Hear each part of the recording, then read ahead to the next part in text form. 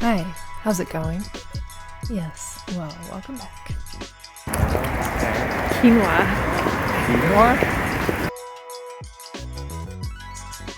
On this day, we wanted to go to Dupont Circle and, of course, took the metro because we do not have a car.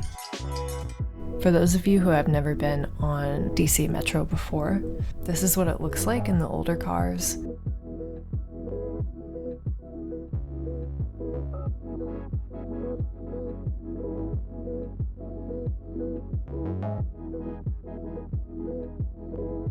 As soon as we got off the metro, we saw this super cute little shop called the Tiny Toolbox.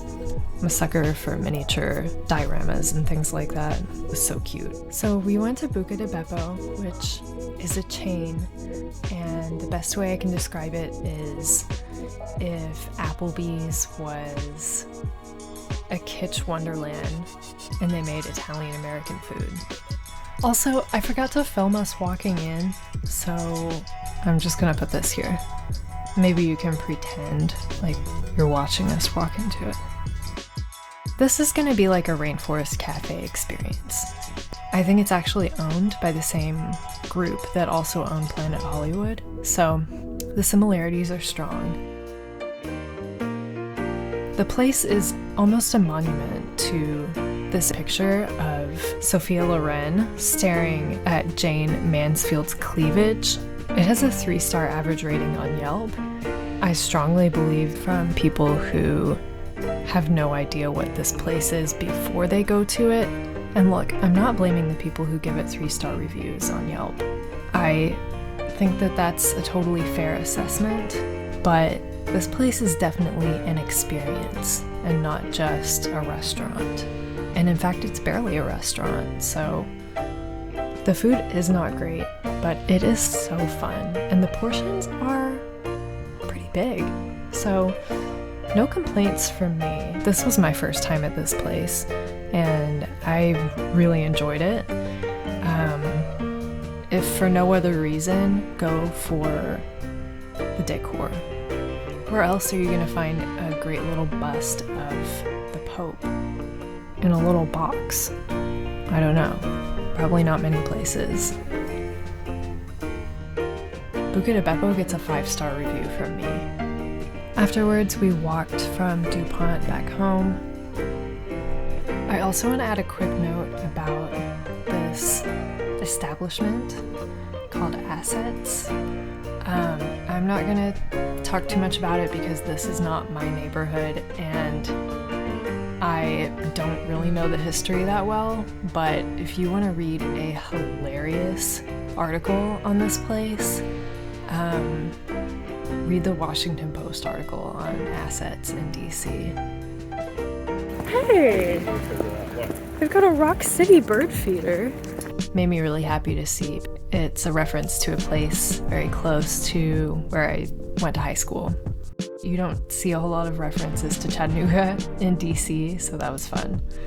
We also saw this building called the Cairo that I had never seen it before, and I thought the architecture was really fun. Art Deco style on the outside. I don't know what the inside looks like, but it was cool.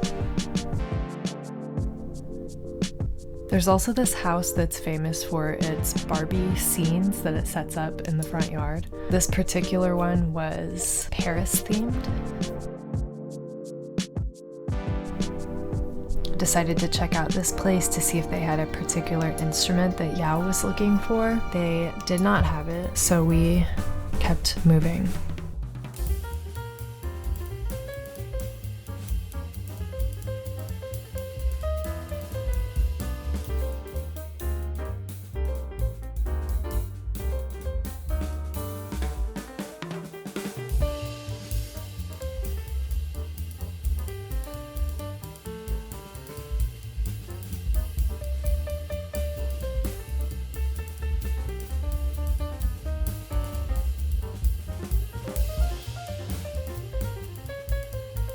On another day, we went to Navy Yard, and they have this astroturf area in the middle of the Yards Park, with these giant chairs and couches also covered in astroturf. Got to sit on one and enjoy some sunshine. Hello!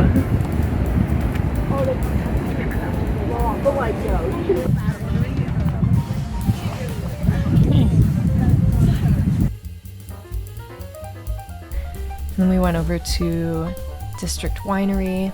I think we were just looking for a place to hang out and maybe have a snack. But they did not have any availability, so we kept moving on.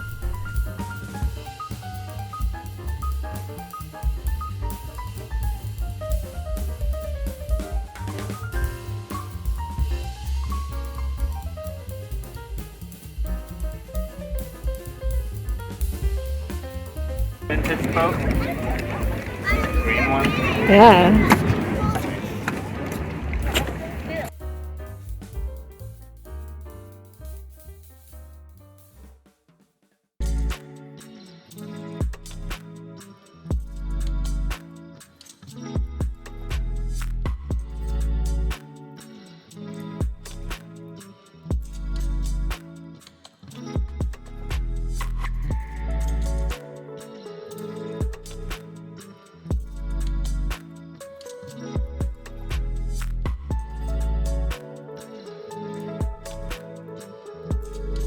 We ended up stopping at a place that we've been to a couple of times for lunch, where they have some pretty good Puerto Rican food, and we got mofongo, which is mashed seasoned plantains, and Yao also had a plantain-based dish.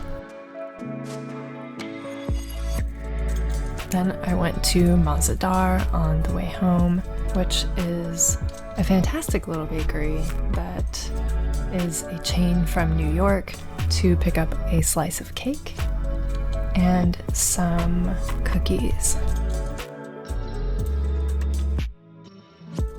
They have this chocolate cake. It is so good. It's probably my favorite chocolate cake,